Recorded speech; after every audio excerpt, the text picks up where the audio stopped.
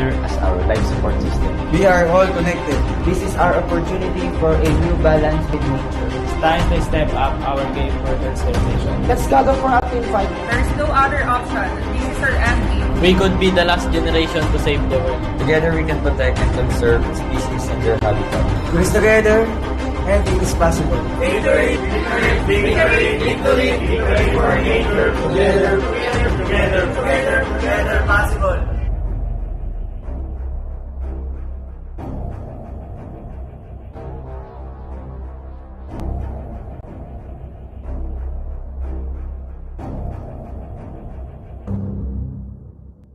Follow my lead, let's go. We can roll with the punches.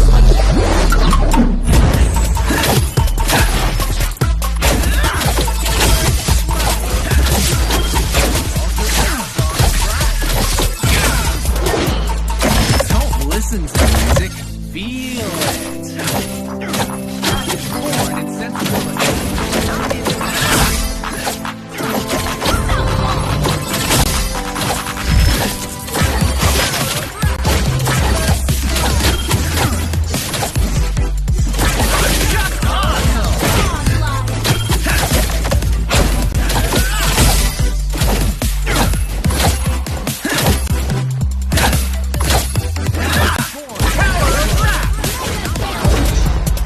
I rap, therefore I am.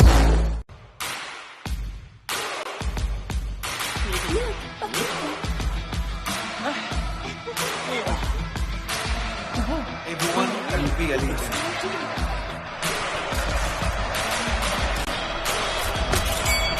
I must win.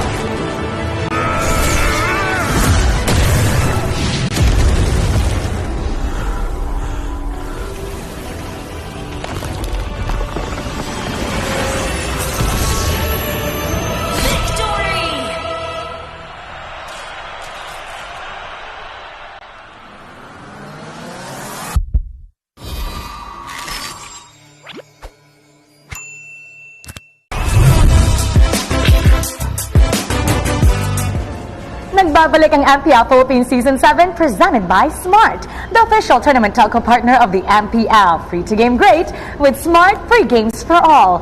Nakasali na ba kayo sa ating mythical raffle draw? May makikita kayong QR code just right over here.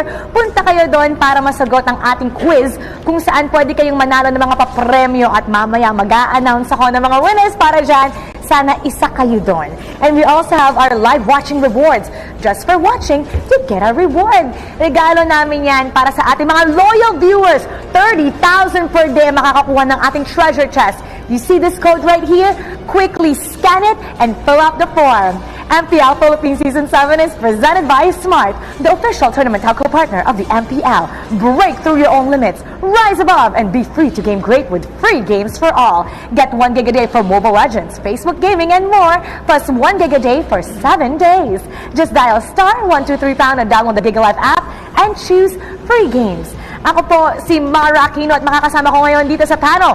Once again, ang inyong paborito si Midnight and ang ating first series shoutcaster si Womi. Welcome to the panel, Womi. Thank you for welcoming us. And game 1 was, or game 2 rather, was the big bang of that first match. Grabe yung ginawa yung blacklist doon. Hanggang ngayon medyo hinihingal pa rin ako. At syempre, mamaya makikita mulit natin si Midnight doon sa ating analyst stand. Ang unang laro natin, ang unang second series natin dito, we're about to start the first game with Bren and LPE. Etong Bren at LPE, Bren sa Group A natin, meron silang fifth na 10 points ang Bren, currently at the number 3 spot. Etong LPE naman, currently at the number 5th spot. Recently, both teams suffered a loss, fresh from a loss kahapon lang. Pero ano nga ba ang pinagkaiba ng dalawang koponan, LPE at Bren Esports? Actually, I think it's fair to say na parehas pa nga sila ngayon. Kasi I think Bren Esports, you only have Flap na parang yung nagbabalik form. And it's the same with LPE. Parang si Ryota yung naging standout sa kanila. Although may lamang ng konti si LPE because of BMO. Yung pag-standout ni BMO for LPE, I think that's the advantage na meron yung LPE against Bren. Akin naman, feeling ko after that loss ng LPE kahapon, medyo kailangan nilang mag-mental reset sobra.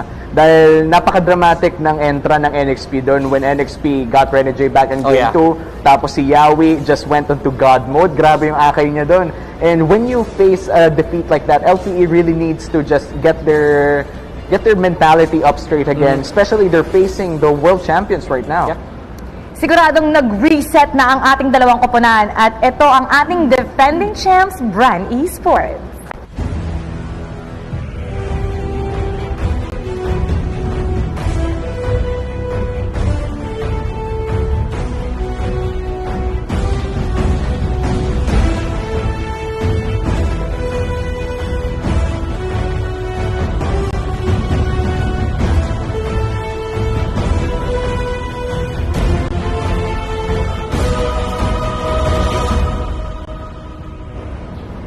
Ang Bren Esports, nimulan nila ang ating Season 7 3-game losing streak, but binawi nila with a 3-game win streak, pero nahinto ito kahapon, but they still have a chance to end Week 4 on a high note. How will they do that?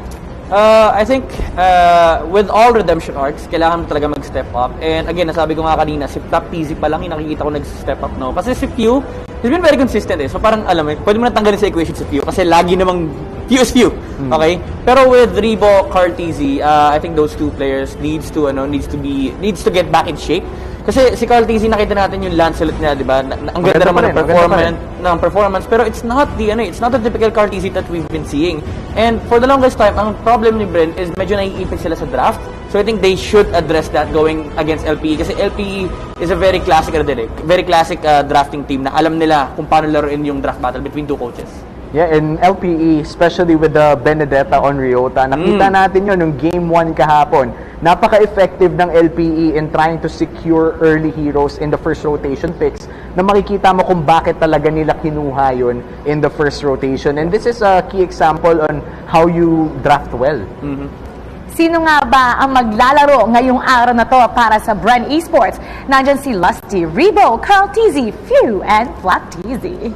I think this lineup, again, all-star, talagang literal na all 5 positions, you have 5 of the best mechanical players out there. No? Cartezy, undoubtedly, siya talaga yung main jungler ng Pilipinas, no? Actually, ng buong mundo na nga buong mundo. So, there's the presence of the skill, no? Again, they're in a professional setting. Iba ang level kasi ng professional gameplay. You have to understand that there are multiple drafts that goes up against each other. And for the longest time, Bren Esports, I think their issue is that they can't close the game, not because of their playstyle, but because of the draft. So again, medyo pa rin naglilin towards pa rin ako dun sa yung laro ng Bren, napakaganda, although needs a little fixing, pero yung draft talaga para sa akin. Yung draft talaga tinitignan ko para sa Bren Esports. Makakalaban ng Bren ng isang koponan that's currently number 5 sa ating group.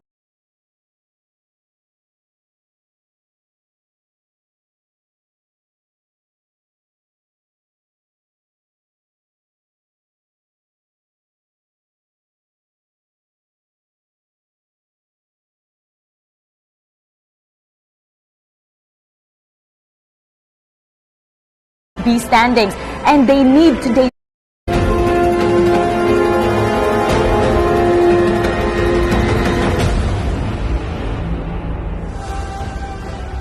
Currently, ang LPE, meron din silang 2 panalo ngayong Season 7. Wally, do you think they can pull off an upset against our defending champs? I feel that they could. Kung titignan natin ang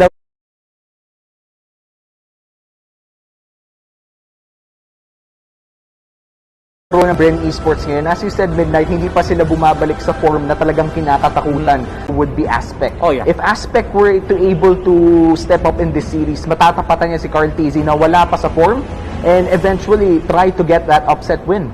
Sino nga ba ang magse-step up today mula sa LPE? Ito ang ating lineup: Jake the Dog, Aspect, Arvs, Priota, and Bimo. Yeah, honestly, you addressed the elephant in the room, no? Aspect's performance has been really shaky. May mga games tayo nakita na medyo okay naman siya, specifically against NXP.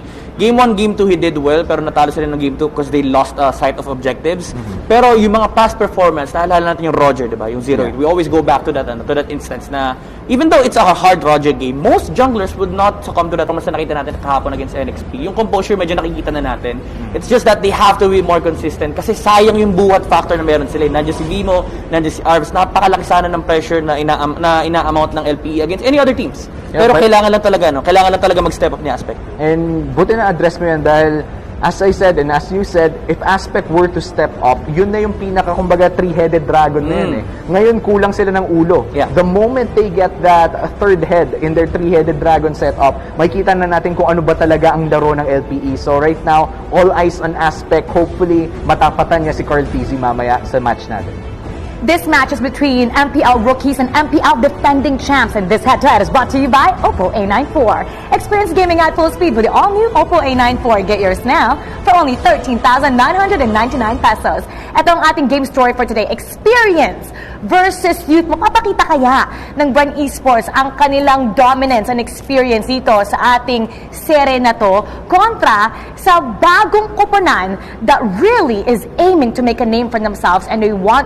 Nandiyan pa rin yung composure. LPE, you're now facing the world champions. Kahit pa sabihin natin losing streak si Bren dito, you're still facing Carl Tizzy, you're still facing Rebo. So kakabahan talaga yung mga players dyan. So you have players like Arvs, Riota, Aspect na kailangan pong pakalmahin ng coach sila. But I don't think na kaya naman nilang gawin yun kasi they have Coach Panda naman. And Panda has been known by the community to be a very consistent coach, no, in terms of in-game and outside the game perspective. Lalo na, naging coach sa Cebu. So makikita natin dito kung paano nga ba mag-a-adjust ng LPE sa Bren. Ito ang ating statistics. Ikumpara natin ang mga numero ng Bren Esports and LPE. Well, Doc, hindi nagsisinungaling ang mga numero. But at the end of the day, these numbers could be deceptive as well. Pwede mong sabihin na yung LPE mas mababa ng ganitong category, pero hindi ibig sabihin nun that happens every game because every game is different. Yeah. This is a short average of what they do inside the game. The numbers don't lie, but you still need to watch out for the execution the moment game time starts. When game time starts, magpapakitang gilas talaga itong dalawang kumanan. But who will be head and shoulders above this competition? Put your game face on and finally say goodbye to those awkward #itch@GG moment thanks to Head and Shoulders. 100% danger-free and itch-free. Now, max mabango pa. Ito ang team key players mula sa Bren Esports: Carl Tizzy, Few, and Flap Tizzy. Well, yan naman yung sinabi natin kanina, yung three pillars ng Bren Esports, Flap Tizzy, Few, and Carl Tizzy. These three players, they're what composes Bren. Ito yung literal na kapag okay yung game nila, dominant tong tatlong player to, hands down. So I think it's fair to say na if one of them steps up, no? Especially Carl Tizzy and Few, kasi si Flap nandun eh, 'di ba? So si Carl Tizzy at si Few, pag nag-step up sila, this is gonna be a hard game for LPE. At ito naman mula sa LPE, syempre, hindi silang papahuli. Ito yung mga team key players nila: Aspect, Jake the Dog, and Riota. Well, looking at these three players, ang kailangan nating tignan talaga si Riota dahil yung Benedetta pick talaga nila on the hands of Riota is very dominant. And si Riota pa lang pinag-uusapan natin dito. They have other talented players as well. But then again, it seems like they can't channel that talent yet. And hopefully in this game, makita na natin doon. Riota will be the catalyst, but the others need to keep up. Ipagtabi natin ang ating mga manlalaro, and these future players will do... Actually, sa matchup na to, no, we've said before, I've said before na lesser form ng Bren yung LPE, no. It's just that Bren Esports does everything better. Pero there's a stark difference with how their offlane plays their game. Si Flap Tizzy, sa kanya nagro-rotate ang Bren Esports. Come level 4, turtle timing, dun pupunta yung Bren. Sa LPE, baliktad. Si Riota yung umaalis ang lane niya. So, dun natin siguro makikita yung difference between the playstyle of these two teams. Yeah. Ngayon, makikita naman natin ang ating laning prediction. Ito na ang mapa natin ngayon. Well, nakita naman na natin na Flap Tizzy tsaka Riota talaga yung papanoorin natin dito. And buti nabanggit mo yung key difference nila in how they play their rotations because this is going to be very important to take note of. yung ginagawa ni Flap TZ na sa kanya pumupunta, which means binibigyan siya ng kapangyarihan ng team niya na bumuhat. Meanwhile for Ryota, siya naman nagbibigay ng kapangyarihan sa team niya na bumuhat. So it's still gonna be a rock paper scissors scenario for these two teams. They're very similar, pero kailangan mag-blow by blow sila doon sa offlane na yun. Eto na, youth versus experience. Sino Esports versus Laus Playbook Esports. Baka na. Pasok. Maraming salamat, Mara Aquino. And as well, Midnight and Uwami. Sa inyong lingkod muli kami ang The Animals, bringing you the second series of the day, Bren Esports versus LPE. MPL Philippines Season 7 is presented by Smart, the official tournament telco partner of the MPL. Free game great with Smart, free games for all. Sa inyong lingkod, ako nga pala si Leo. Kasama ko si Wolf, and both of these teams galing sa talo. Tough loss for sure para sa Bren Esports kasi yung Bren Esports ngayon pa lang sila paangat tapos biglang na-stop sila kahapon, and that's also true with LPE. Look at how they will recover in this best of 3. As we continue to deal with the COVID-19 pandemic, we encourage everyone to follow the government's health and safety protocols. This includes practicing social distancing, wearing of face masks and face shields, sanitizing, proper hand washing, and staying at home as much as possible. Let's all do our part to stay safe and help stop COVID-19. Eto na, nagsimula na ang ating draft. Laus Playbook Esports gonna be on the play. Bren Esports gonna answer back. Who will make the smart choices in the draft? Catch it next. Brought to you by Smart, the official tournament telco partner of the MPL. Free game great with Smart. Free games for all. Unang ban ng LPE. That's Selena, ang sagot ng Bren Esports. Johed na sa huli nating series, relatively hindi pinansin. In fact, yung Selena dun sa series ng Bren Esports against Onic Page yesterday, binigay din ng Onic Page, but they have proven na nakaya nila. But LP, they said, let's not give it to the opponent. So Bren Esports naman, hindi pinansin nga yung Joy in the previous series because probably of the presence of the Popol and Kupa. Alam natin ay kapag may team na kayang gumamit ng Popol and Kupa, you might rarely see the Jawhead. And then Bren Esports additionally, yung kanilang main Waterloo. Weakness. The weakness, the ankle, the heel pala, sorry. The Achilles heel ng Bren Esports, the Digi. Ang kryptonite na pinagbuburyo ni Coach Daki na bakit ayaw sa amin gumana pero yung pag ibang team gumamit sa amin parang iba eh. LPE taken out the Paquito and the Benedetta, already out of the equation. Sagot ng Bren Esports, ang huli nilang ban, the Matilda. Yeah, so available ang Uranus and your usual Rafaela Estes combo. LPE, known to really use the Benedetta as their first pick, pero parang may iba silang plano sa kanilang unang pick. Probably sa somewhere along the lines of Uranus, para dun sa kanilang side lanes, or something along the lines of Popol and Kupa. Pwede nga rin Eve the first pick, as Arvs is known to use yung heroes na mga ganong class. Instead, Great? Sure, was that like her? Oh, Eve nga. There's Eve, yeah. Shouldn't have doubted yourself there. Tama naman. Magandang first pick ang Eve. Popol and Kupa, maybe not so much. Popol and Kupa might have been too much of a risk. Sagot naman ng Bren Esports dito, lumabas pa rin ang lahat ng binanggit natin. Side laner, Uranus, and then of course Popol and Kupa. Now, the Popol and Kupa, it's so strong na kahit na merong Eve na parang sabihin nating tulad na rin ng Farsa na soft counter sa isa Popol and Kupa, you're willing to risk it. Ang problem kasi, yung Farsa kasi kaya mo talaga pigilan, pwede mong i-stun or anything. Pero with Eve, hindi mo siya pwedeng gamitan ng gano'n. Parang Popol and Kupa cannot counter the Eve. Pero yung Popol and Kupa can answer the Farsa. So, actually, yung Bren Esports ngayon na may Eve, ayan, I think Chang'e talaga. They need Chang'e. Okay. So, magte-10 push-ups ako pag hindi Chang'e kinuha ng Bren Esports. Hindi naman sa pick na to. Specifically. Eventually. Oo, dapat lumabas kasi kung hindi, ma-outrange sila. Your team is yes. Lancelot, of course, isang classic na pwedeng gamitin ng Bren Esports. I'm actually surprised that they did not use this in their previous series. Pero I remember Lancelot being yung kanilang hero na parang go-to talaga when things go south. Yeah, or if it's a lineup that they're not sure it is going to work out, you can expect to rely on Cartese's Lancelot. Right. We've seen this interaction, Lancelot versus Granger, very, very recently against Bren and Work, na minama ng Lancelot ni Cartese ang Granger ni Cho. So we'll see how this works out in this specific game. Bren Esports, ang unang ban sa second phase. Yeah. It's the BMO special. Ang highlight player. Highlight player. Dare I say, meron kasi tayong mga tropa peeps na nakakausap. Particularly, big shoutout sa Dolormi. Okay, kay Millie. Ng Dolormi.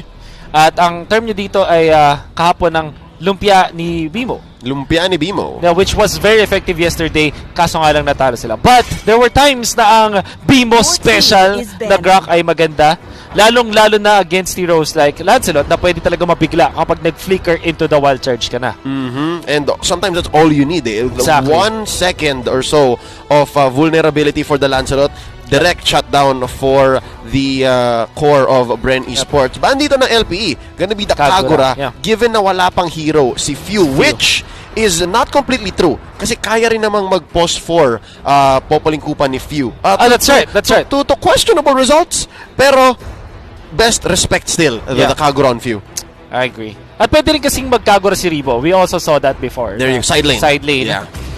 Chang'e, I think you really need to ban if you're LPE. Your team is banning. Lalong-lalo na may presence ng Harith sa LPE. Merong every single hero that LPE has right now might struggle against that. Yep, I love Bren Esports, man. This is essentially taking what you learned immediately from the first series today na ginawa ni the Demolition Man Edward na Barats.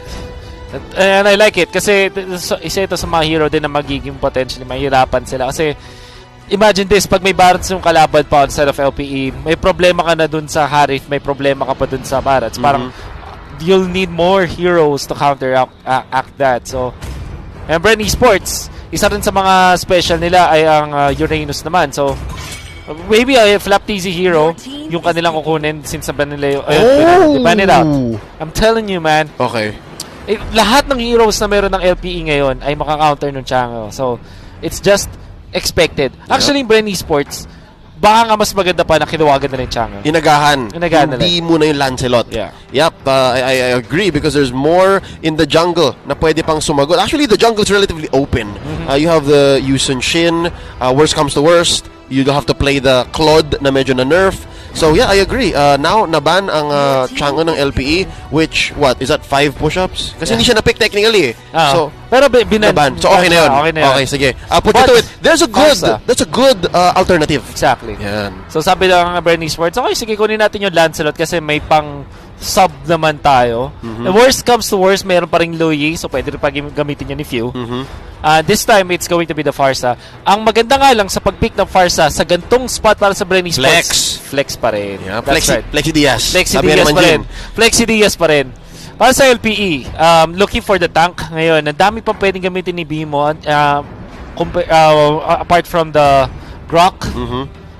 Baka mag-Sylvana sila dito along those lines. But throwback.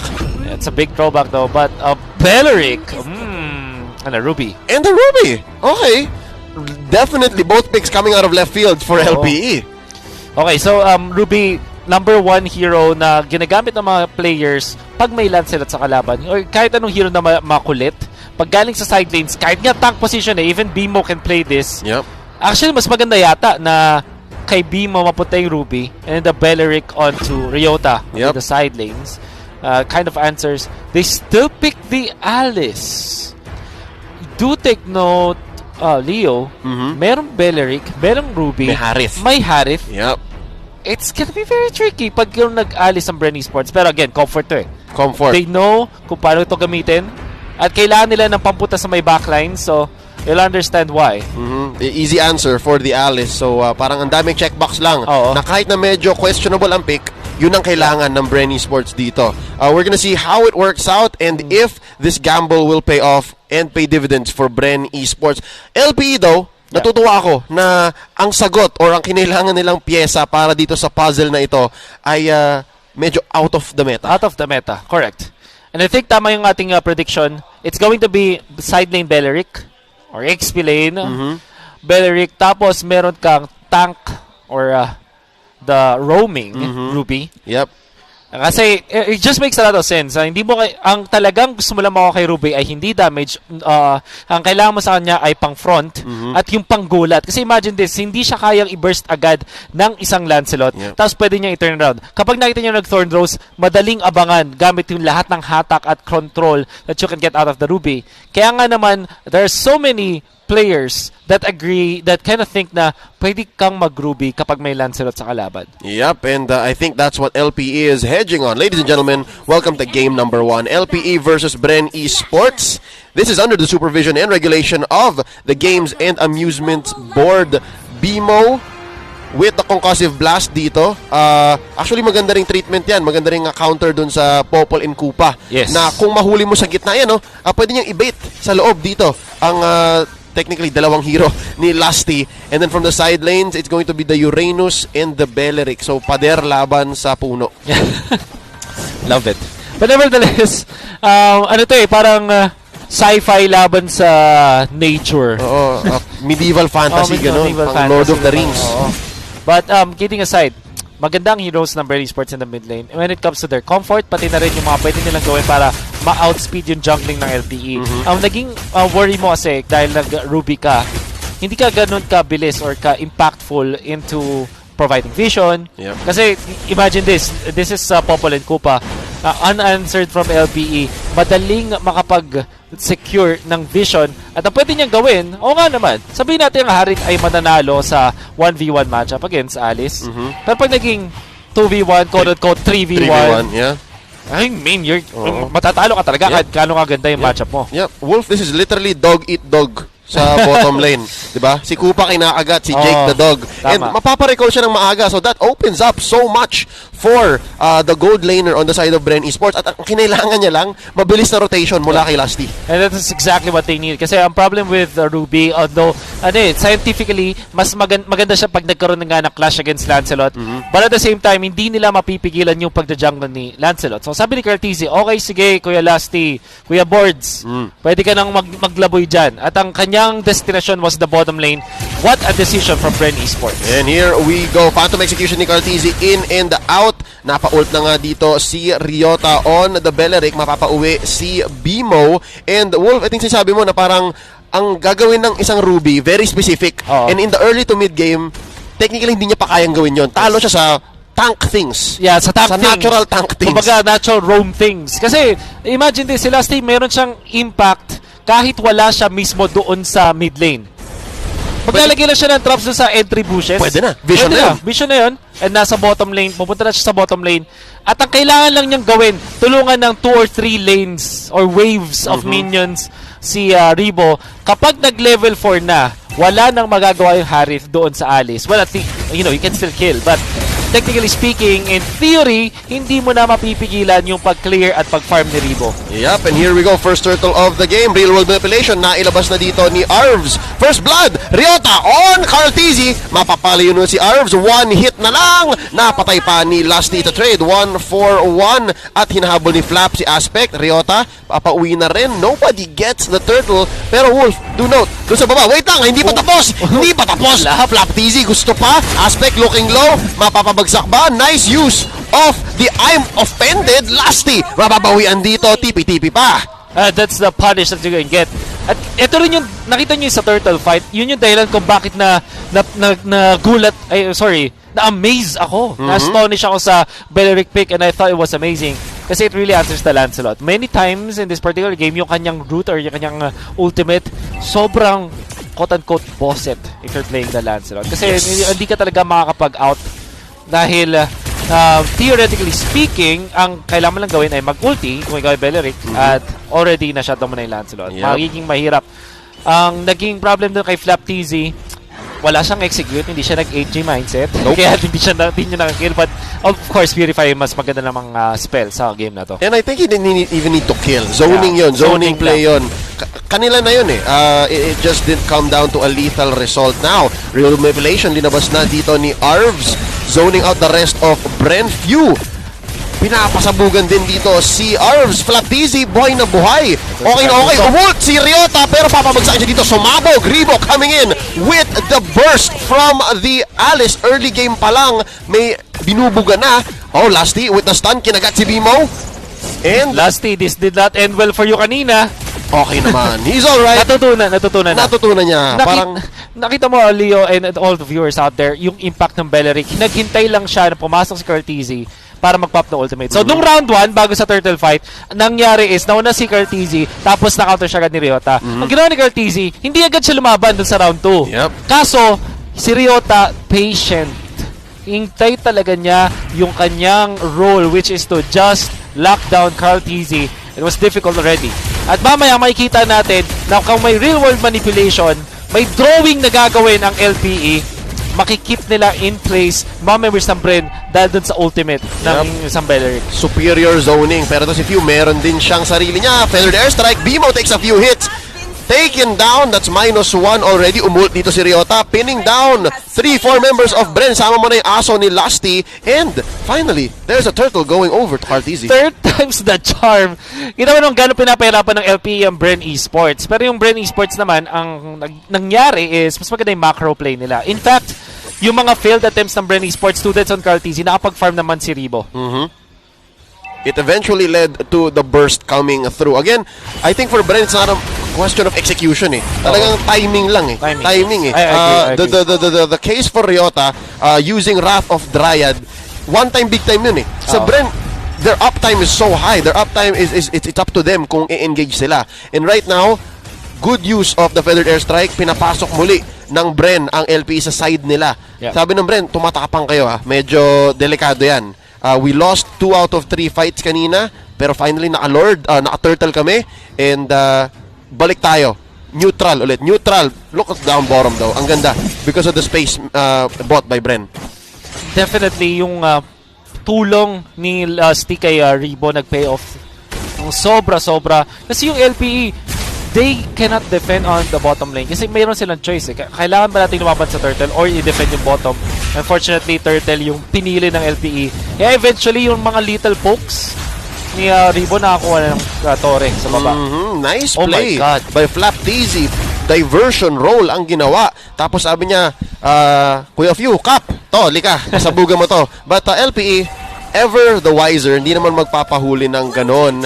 Nice pressure by LPE up top here. Pupush naman sa mid ang Bren. Good trade on both sides. Very good trade for LPE. Finally catching a break this time. Ginawa nila is finorce nila muna si Flapteezy out of the zone para wala mga defensive from Bren Esports. Without Feathered Airstrike, ang hirap din mag-defend if you're Bren Esports. Yep. So again, despite losing out on the Chang'e, magandang alternative ang Farsa. Kahit na ba napa 10 push-up si Wolf, sulit na sulit, alright? They're loving this. Currently sitting at about 3,000 gold ahead. This is another turtle being taken. Free! As free gets for Bren Esports. Now top lane ang magiging target nila. Flapteezy, nagpe-pay off ang pagpilit niya kay Ryota. Parang in isolation pa rin niya si Ryota. Parang sabi niya, tauhan mo ko. Pag di mo tinauhan, ipupush ko yung lane ninyo. Oo. And now, however, LPE says, okay, sige, masyado na nating hindi tinutulungan si Jake the Dog. Samahan na natin dito sa lane sa bottom. I like the fact that LPE is setting this up. Hindi sila nagpapakita. Pero kasi suspicious eh. Bakit yung Harit ang confident bigla? Kanina pa nagta-turtle. Tapos ngayon bigla ang nagta-turtle, Astrata. Hindi yung turtle na turtle. Yep. Biglang may tao doon. Something is wrong. Oo. Delegates. And I think, fair to say, alam naman ng LPE na hindi dapat nila ipilit yung ganung strategy. Dahil may trap si Lasty, may libreng face check si Flapteezy, and it's just not smart. So again, this is essentially LPE saying, wait lang, hanap tayo ng ibang lugar. Hanap tayo ng ibang galaw. Feathered airstrike dito, ilalabasan ni Few. Flapteezy tried to pin down one. I'm offended! Bimo finds one! A little too late on the damage comeback. Si Few masya-shutdown, pero that's 2 for 1 already. Zaman Force dito, ito ang gusto ni Jake the Dog, pero wala silang engage. Down goes Ryota, 2v4 ang laruan dito. Jake the Dog sa likod, papasabugin ni Rebo, and that's gonna be a wipeout double for the GOAT! My goodness, the positioning of Bren Esports pati na rin timing sa pagpunta nila, yun yung nagbigay sa kanila ng pagkapanalo dun sa clash na yun. And Flap TC will not be able to get a push, pero at least makapag-farm siya at makapag-cut ng minions. Maghahabol na naman yung LPE when it comes to the minion wave clear. At ang nangyaring clash was si Few, namatay siya pero nabato na niya yung buong combo niya. So it won't matter so much. Ngayon, yung timing din ng ultimate ni Jake the Dog, nag-favor pa sa side ng Bren Esports kasi doon na nakatalon si Rebo at dahil confined space yung pinaglabanan, naging sulit yung ultimate ni Farsa pati na rin ni Alice. Look at that, Bimo, natigilan niya yung combo but already nabato na ni Farsa. And Flat Easy, tignan mo yung positioning niya, binlock niya yung Death Sonata, tapos eventually Rebo took over with Carteezy. Carteezy eventually will be taken out here. Pero yung kapalit kasi, tingnan mo yung mga stun. Yung stun at yung AOE ni Rebo na sulit kasi confined area yung pinaglabanan ng LPE. Yep, that interview was brought to you by Oppo A94. Experience gaming at full speed with an Oppo A94. Get yours for only 13,999 pesos. Great breakdown, Wolf. Again, it's too late for Jake the Dog. Ang ganda sana nung engage. Kanya na yun, Zaman Force dun sa maliit na eskinita. Pero sabog na yung mga kampi niya. Too late. Tignan ba to?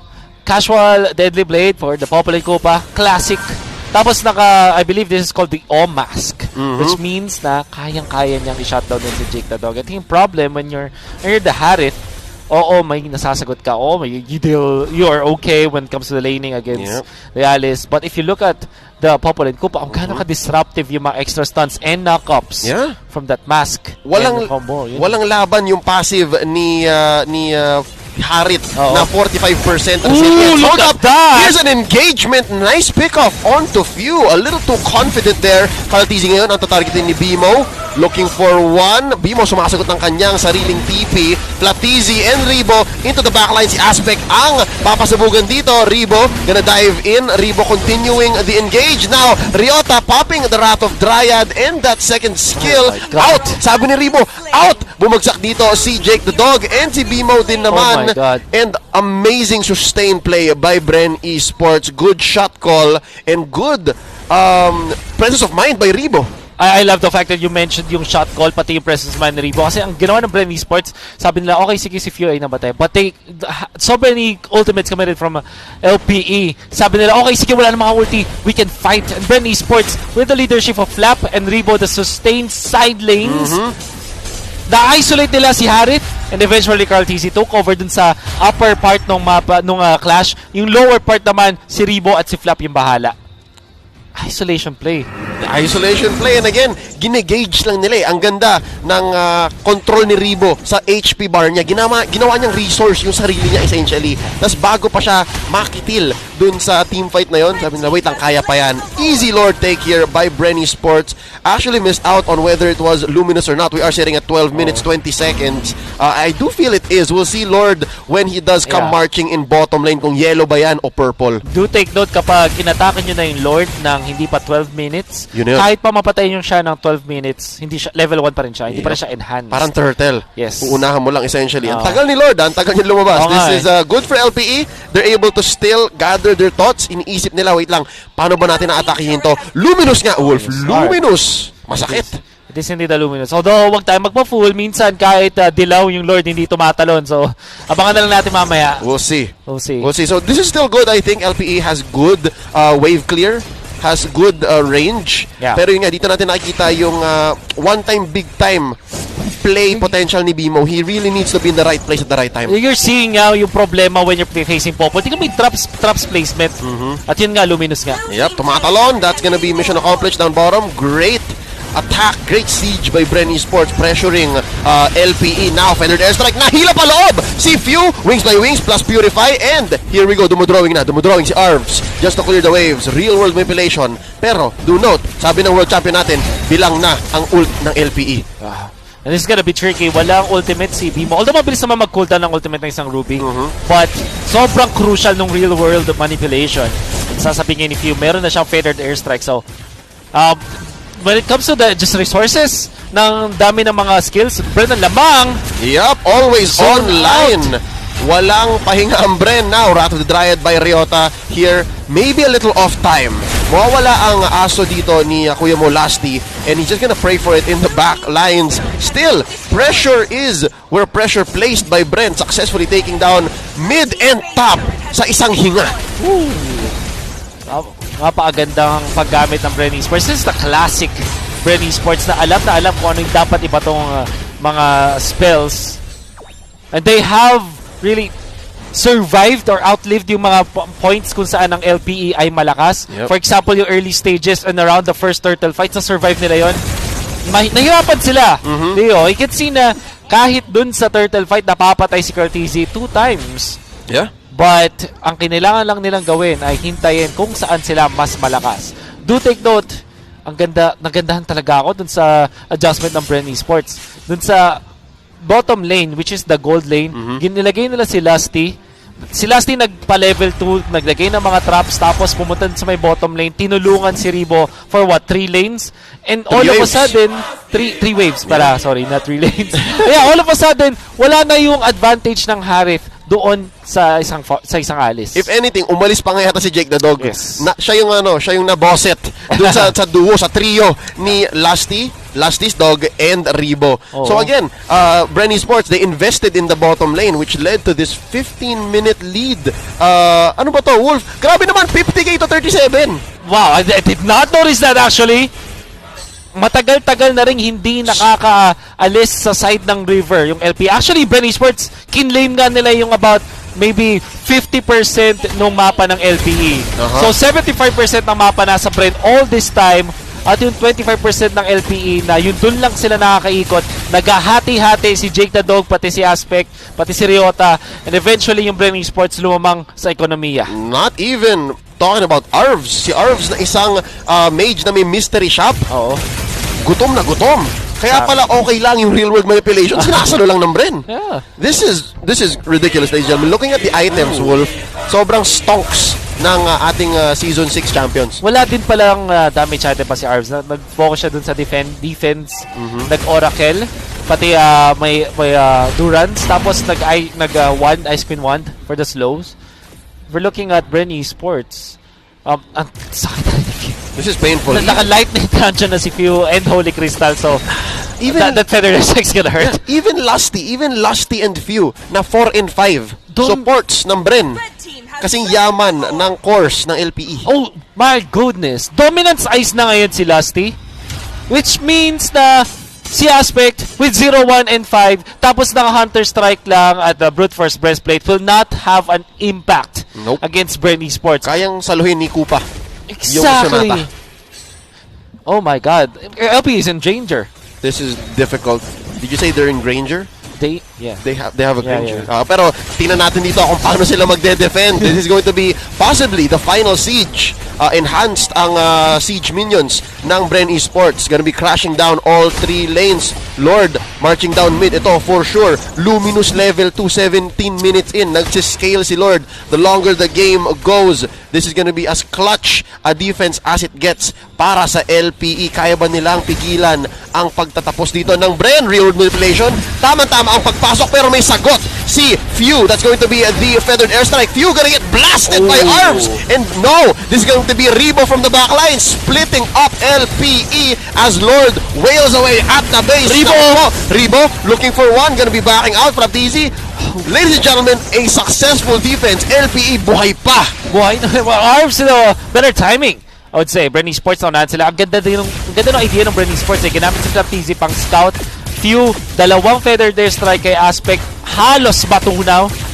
Kaso, just enough to defend. Nakapag-back away yung mga members ng LPE. And then eventually, nakakuha si Arps na magandang positioning. All of a sudden, biglang nagka-item si Arps. And talaga na back up a punch. Ang ganda rin ng timing ni Jake the Dog.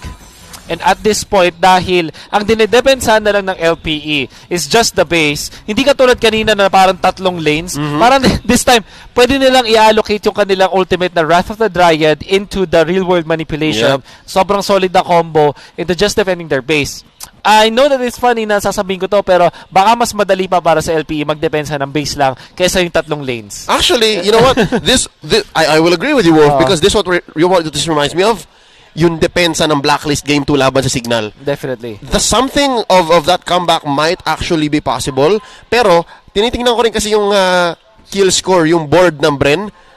Halo-halo eh. Lahat sila mga 2 kills, 3 kills lang. So, the shutdown gold might not be enough. Yeah, it will not be enough for sure. Ang kailangan kasing gawin ng LP dito, they need to make a play para makalabas sila sa base at eventually makapag-farm. Kailangan nila ng items kay Aspect for sure. Si Jake the Dog makakuha naturally ng items niya dahil ng gold lane at if I'm not mistaken, Mr. Shop din. So, eventually makakuha siya ng item. Arvs, wala masyadong problema.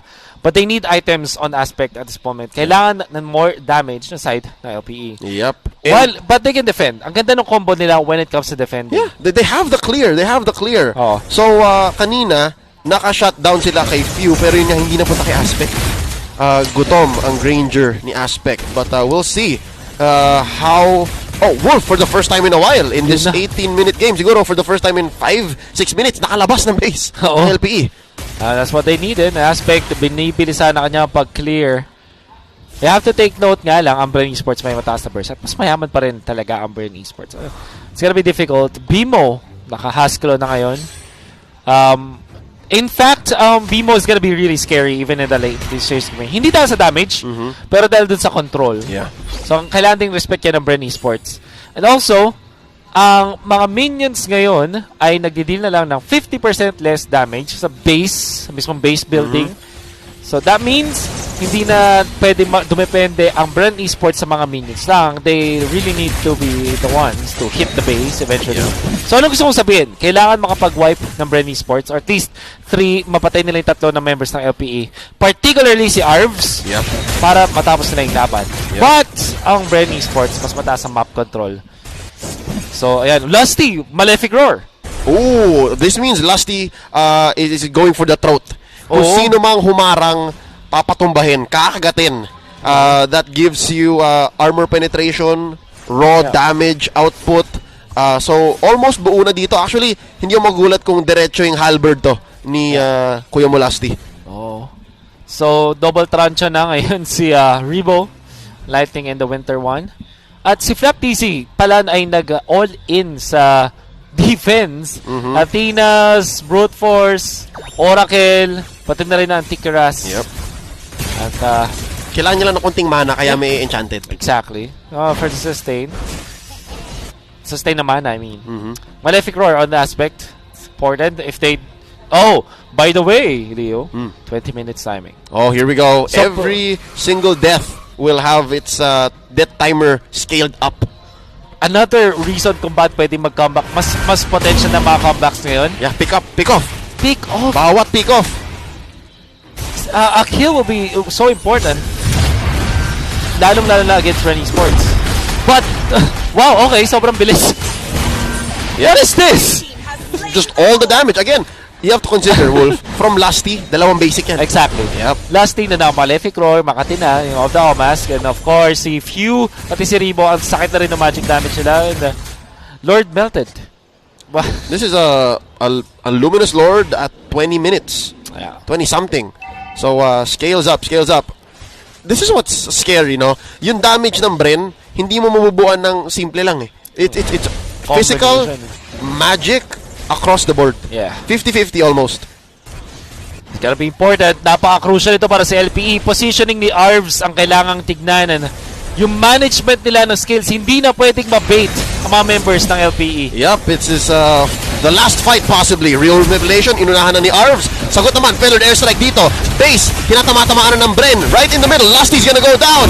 And that's gonna be another, I believe, from the back. Pero base ang puhunan. Ladies and gentlemen, Bren Esports secures the first game of victory. This winning moment is brought to you by Oppo A94. Experience gaming at full speed with Oppo A94. Get yours now for only 13,999 pesos. I think the biggest problem na hinarap ng LPE noong time na yun was definitely the Popolan Kupa. Kaya naman ang unang pinuntahan ni Coach Ducky ay si Board, Lusty.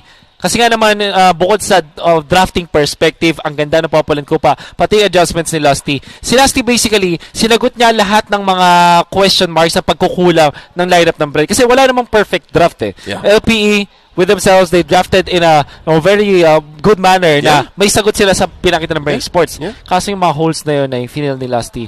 Movement sa bottom lane para tulungan si Alice against the Harith. Eventually, just erasing the advantage na meron si Harith. Tapos yung kanyang pwesto ng traps. And lastly, with Lusty, that Malefic Roar, I think sobrang solid. Sobrang solid itemization ni Lusty. Yeah, I think Mask, Deadly Blade na casual, Malefic Roar, my God. I think Midnight's gonna tell us a little more about this. Explain niya kung bakit ganun nangyari dito sa Game 1. Midnight, pasok. Interesting draft idea for LPE, but at the end of the day, execution is what matters. Bren Esports, they pull off a win here against LPE. Welcome back to the Analyst Stand. My name is Midnight and ating i-breakdown kung paano tinalo ng Bren Esports ang LPE. Tignan muna natin yung post-game stats dito na hatid sa atin ng Smart, the official tournament telco partner of MPL. Free-to-game great with Smart, free games for all. Bren Esports, sila yung nakakuha ng early game, pero kahit paano naman, nahirapan sila pagdating sa mid-game, no? So, they needed to adjust the items here on their side. Very crucial actually yung item pickup dito ng Uranus at pati na rin ni Alice, the Blood Wings and the Immortality. Yung Immortality, syempre, kay Uranus yan, and yung Blood Wings for Rebo. This is to sustain the damage output na meron ng LPE dahil may Harith sa side nila. And speaking about the Harith, no, Bren Esports, they picked up the Alice even though nakita na nila yung Harith. The reason why they did that is that it's good against Eve and the Granger. It's too good to pass. Kumbaga, kahit talo sila sa matchup, no, sobrang hirap pa rin kasi palusutin ng Alice, no. Lalo kung ganito yung opportunity na nakikita nila, dalawang heroes yung maka-counter ng isang pick. So even though they saw the Harith, pinik pa rin nila yung Alice. Ang ginawa ng Bren Esports is in-adjust nila yung pressure nila. Instead of putting pressure with Cartesi, ang ginawa nila is tinulungan nila si Alice na lumamang against the Harith. Mamaya makikita natin yan, pero bago tayo mag-proceed sa ating highlights, check nyo muna yung ating live watching reward. So sa mga gusto manalo ng rewards dyan, scan nyo na yung QR code or punta kayo dito sa website natin, fill upan nyo yung form, and if you're one of the first 30,000 entries, and remember guys, 30,000, so bilisan nyo, makakakuha kayo ng reward, which is skin worth of 599 diamonds. So guys, bilisan nyo na, baka maubusan kayo ng slot dahil 30,000 lang yung makakakuha ng rewards natin. Punta na kayo sa website, fill upan nyo na yung form, and makakakuha kayo ng rewards. Okay, let's move on to the game highlights brought to us by Smart, the official tournament telco partner of MPL. Free to game great with Smart, free games for all. LPE and Bren Esports, nagkaroon ng war of attrition, no, yung control sa turtle. Actually, napakatagal nito. And it looked like LPE was pulling off ahead dahil 2 beses na pitas si Cartesi on the Lancelot and the specific part of the map. But the thing is, napipigilan din naman yung LPE by Flap-TZ, no? Si Flap lang mag-isa, pinipigilan niya yung objective taking ng LPE. So, hindi naging problema for Bren Esports to kasi nakakapag-free farm pa rin naman si Alice on the side. Again, uulit sila dito sa laban na to. They set up for the turtle play, pero Flap-TZ, still, the Superman that he is, sustaining the damage output of LPE and allowing Bren Esports to finally get an opportunity, a window of opportunity to go in. But once again, napitas na naman si Cartesi on the Lancelot.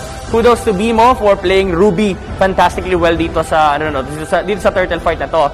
But nung time na okay, na-hit na natin yung spike natin, nandiyan yung damage from the far side and the damage from the Lancelot. Naramdaman ng LPE na parang na-delay na tayo dito and hindi na nakagalaw masyado yung Granger natin. Actually, very crucial to kasi they have an aggressive lineup din, no? They have an Eve, they have a Granger, and they have a Ruby.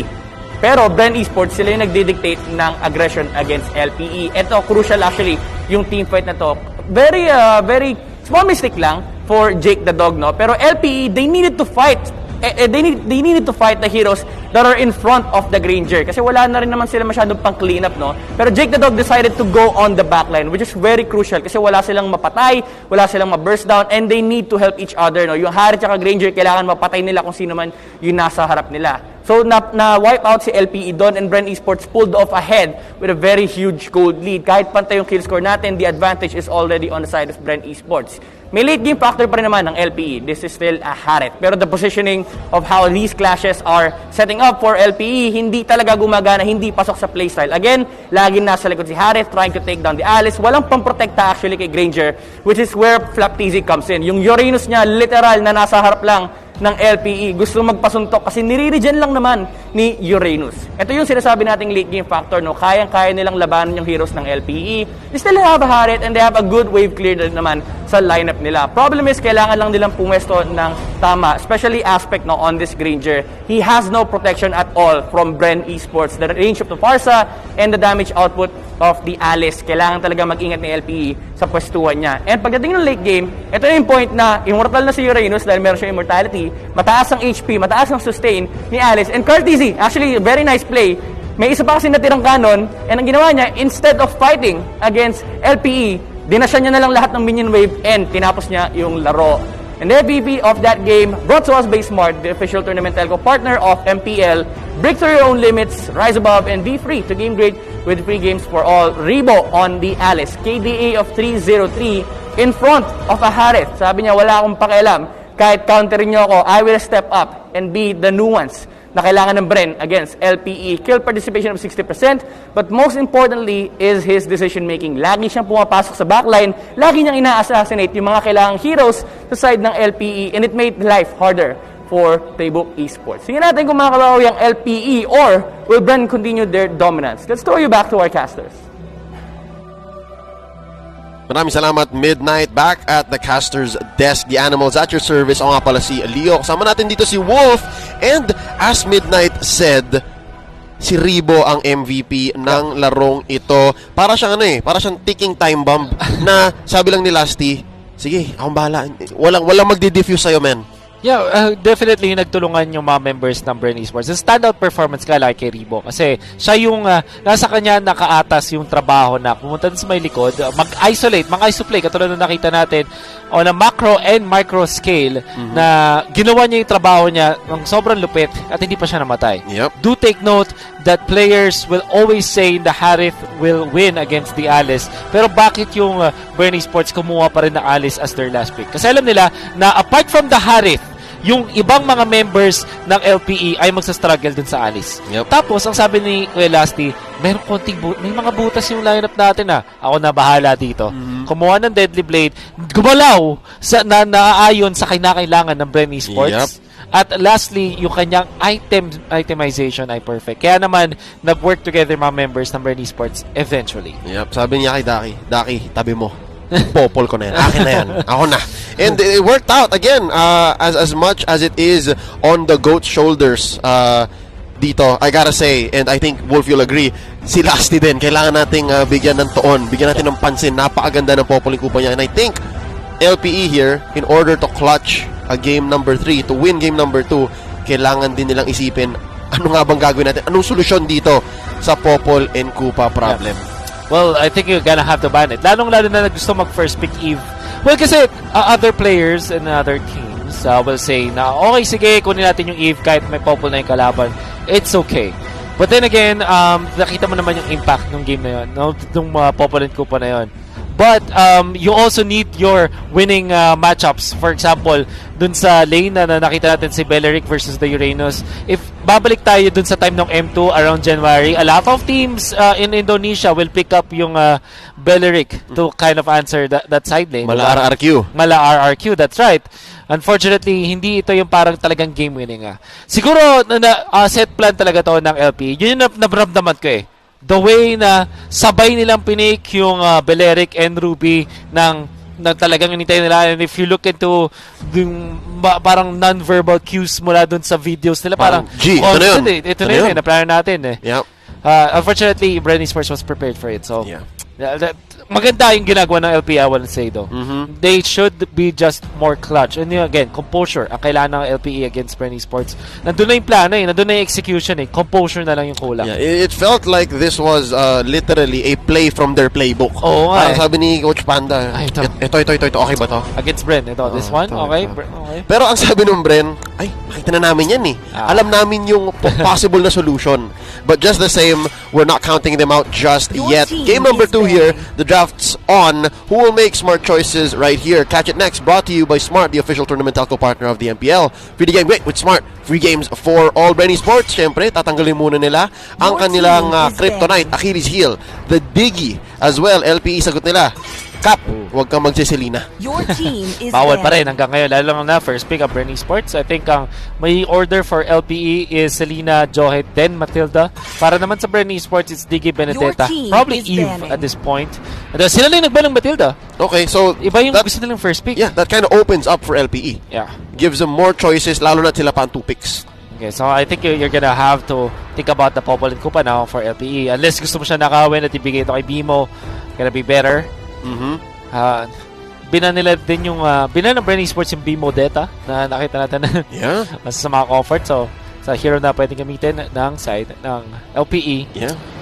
Yung Bimo Data na nakakupit ng isang panalo sa Omega Esports. Saktong.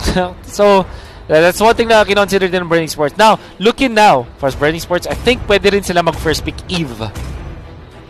Lalong-lalo na ito sa mga heroes na kayang-kayang gamitin ni Few. Yeah. Your team is picking. We'll see though. Based on the bans of LPE on Flap Easy. Yeah. I like the idea ng LPE. Bigla naisip ko, okay, so you take out heroes for Flap. Siguro fino-force nila ang Bren Esports na mag-first pick Pakito at this point. And then sila yung kukuha ng mga heroes pa counter doon. Like the Popol and Kupa plus Eve. Your team So possible. Pakito nga. Yeah. And then sila ang magpapopoling kupa. Yes. Yeah, I love how LPE took out the free first pick on the Uranus. Yeah. So totoo sobrang dali para sa Bren na sabing first pick Uranus, re-react kami. Yeah. I think this just gives us an insight into how deep really the playbooks are for both coaches. Yes. Panda versus Ducky na suot ang jersey. Parang mali ata. So, suot ba ni Ducky yung kay Lasty? Siguro. Sana all. Sobrang close nila. Sobrang close no? Yeah. Not really advisable in this time of pandemic, but it is Bren Esports. Safe naman yan for sure. Yep. It's within their own facility. Bubble. Yeah. And of course, all hygiene and sanitary procedures. Popol Eve. Oh, Popol Claude. Interesting. What are your thoughts on the Claude? Why the early Claude? You want to take it out from Bren Esports? So, also, favorite yan. Pwede gamitin pares the aspect, pati na rin and Jake the dog. Yeah. Okay, so medyo Flexi Diaz. Flexi Diaz, that's right. Also, ang Claude ay generally maganda sa mga Popol-based drafts. But Bren Esports, I think they will pick up Lancelot once again. Yeah, I see how that's possible. It's rather safe as well. Yeah. Again, this is the idea, and yeah, you're right, Wolf. Again, na Nostra mo. They're trading out for the Eve pick. Eve Lance, definitely pwedeng gamitin ng Bren Esports. Baksha. Your team is picking. Okay. So they are already solving the Popol problem. Sinusolve na agad ng Bren Esports yung fact na may Popol sa side ng LPE by having both Pakito and Baksha. Parehas flex. Hindi natin alam kung sino yung magiging tack sa parehas na heroes na to. But at the same time, they also answer Popol. Tapos, Pakito does not answer Popol. Not directly. Baksha, in a way, pwede. But at the same time, yung Baksha kasi tinuhong niya parehas na Popol, pati na rin yung Claude. Some people will argue na okay yung Baksha laban sa Claude. I'd say it's a wash. It's neutral. I wouldn't say it is completely bad. We'll still see again if this is a side lane Claude or a jungle Claude. But yeah, the Barats, I love it to answer the Pakito. Napakaganda ng Barats dito kami not from LPE. I like also the fact that third pick ito. So already in-establish na ngayon ng LPE na okay, sige, we're gonna make this Claude really shine by having and putting so much pressure sa Bren Esports. Sagutin itong Baksha na to. Yeah. I'm still thinking Alice and Chang'e as their reboot choice para sa Bren Esports. And are you giving LPE the same ultimatum ulit na parang dapat sagutin nila isa dito at least via the bans? Yeah, your for sure. team is banning. Yep. And you're right, choke them out. Maybe they can even pick the other. Your team I honestly is thought banning. na maganda yung Farsa para sa LPE, but I guess ang gustong kunin yata ng LPE dito is the Louis. The Louis on Arvs. Clutch yung comfort ni Arvs. And also yung Lunox, it's also a hero na parehas na teams ay pwedeng gumamit. So with this, yung LPE, kukunin nila either for their fourth pick for sure. At least to give to Arvs. Yeah. And with that being said, medyo mystery pa rin kung sino ang core nila na totoo, ang jungler Because again, we know Jake the Dog can also play a mean Claude. That's right. So, pwede nilang i-totally last pick yon, yung hero na yon. Whatever it is. Posible rin na i-last pick nila ang mid-mage. Might be safer, I think. Especially, lumalabas na yung mga flex. So, pwede mag-Lunox yung LPE. Your team is banning. So, Deban Kagura, Rebo special. Bren Esports insta-ban on the Valier. Ooh, I like it. Maganda nga naman ang Valier against Pakito. Pati na rin sa Baksha. Yeah. It's a very good ban coming out from Bren Esports. Very smart for both of them. Instant disengage ang isang Valir. Yeah. If ever. So, LPE, now the question is, ano to, jungle ba to or yung mid-mage? I think you go Lunox. Your team is picking. Okay. So what did they pick? Harley! Jungle nga una. Jungle. So you go side lane, the Claude. Now Harley. Now Bren Esports, what will be their answer? Wolf, I wouldn't be surprised if gawin dito na LP ang ginawa ng Bren via Lusty. Tutulungan nila to, si Jake the Dog. That's right. Diba? Kaya they can really do that para maging free farm si Jake the Dog. Harley, your space creator sa early stages. Now, Bren Esports, I'm thinking of somewhere along the lines of a Lunox para kay Rebo. Yeah. Tapos, actually, Roger or Lance para kay Carl Cheesy. Yeah. Lancelot okay, Roger Toll, both good choices I think at this point. Ling instead. Oh! Okay. They wanna go dive. At as expected, the Chango. There's the Chango. Sayang, di kita napilit na magbigay ng isang dare kapag lumabas ang hero na ito. But definitely, Chango makes a lot of sense. Solid. Super solid pickup. LPE. I honestly feel na Lunox ang maganda yata. Maganda. Hindi naman yata. Maganda para sa kanilang team. But at the same time, gusto yata din nila ng instant na control doon sa Ling. Yung want that immediate burst. So along the lines of Luyi or Lunox para sa ng LPE as their last pick. Or baka mag-go sila doon sa Sylvana route na ginagamit din ni Arvs. Yeah.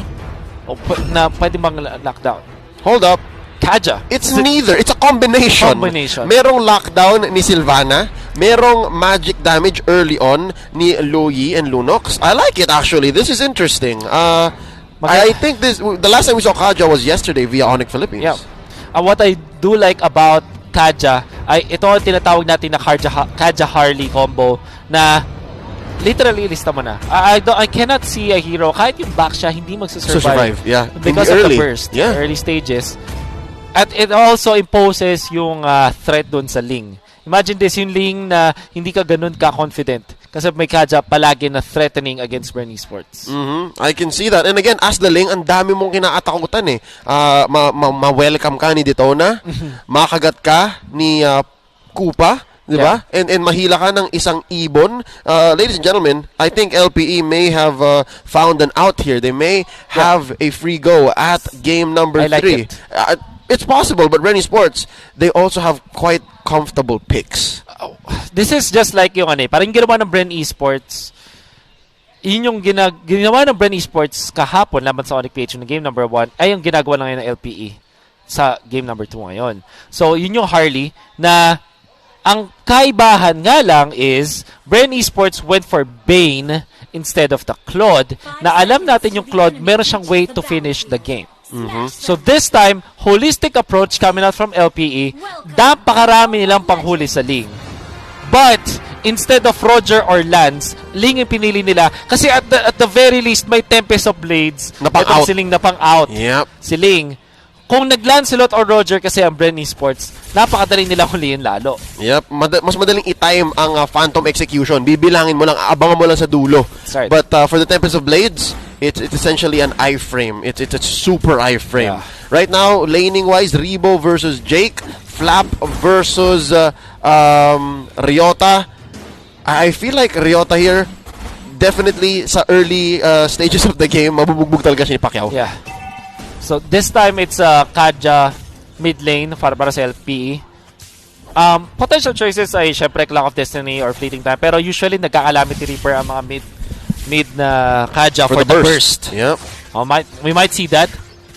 Ang problem nga lang with LPE is hindi nila madaling pigilan ang pag-farm ni Cartizi kasi ang ginawa ni ni Lusty on this tank back siya, tinulungan niya kasi alam natin ibang mabilis mag-take, but eto na. Here we go, Rebo, tatamaan ng deadly magics. Might actually survive. Not much damage laid down by Jake the Dog for him. So, bilang zoning, okay din siya para pauwiin si Rebo, pero mabilis rumisponde si Lusty. At si Carl, check this out. Okay. Papasukin niya sa loob si Jake the Dog. BMI in, few with us assist, and that's gonna be first blood for Bren. And actually, Jake the Dog opting to go for flicker. I like it. Yung decision niya para makalabas. Extra mobility. Kind of makes me think, mahirap pa rin mag-cloud sa laban na to. Imagine this, meron kang back siya, meron ding pakito. Hindi siya easy go. Yeah. Parang at this point, maybe the Purify would have been better, but just the same, I think BMO is missing out on a huge opportunity. Kanina ko pa nakita na bakit ka sa bottom bumibisita. I think, again, just an opinion, they need to do what Lusty did for Rebo in Game 1. Yeah, kasi eventually yung Barats will not even care about the Pakito anymore. Yeah. That's a matchup na alam natin lamang yung Barats. Yep. In fact, yung Pakito pa yung kailangan mag-react, but now Rebo buying so much time actually. Mukhang ito ang plano ng LP. Instead of sending one to defend, bubugbugin na lang nila ang top lane. Down goes Rebo, traded out for Arvs and Aspect. Lusty surviving. Minamama niya si Jake the Dog. Wala ka pang weapons, wala ka pang items. Jake, kayang-kaya pa kita. Few to the rescue as well. That's all wins for Bren. LPE, pure. Napakaganda nung idea, but poor execution. Merong isang little move na ginawa si Rebo that actually made it so na naging mahirap yung LP. Nahirap LP. So instead na paback siya, papunta dun sa base, paangat ang ginawa ni Rebo. Yep. He actually kidrossover niya, basically yung LPE. Yung little move na yun, nag-spend ng sobrang daming oras yung Bren Esports, duly punished ng LPE afterwards. Para may time rumisponde ang mga tropa ng The GOAT. Love it. Ladies and gentlemen, already about 1,000 gold ahead ang Bren Esports dito. Lusty looking for one. Matatalunan dito si Arvs, Ryota to the rescue. BMO answering back as well. May trap siyang linagay doon sa bagong brush na pumasok.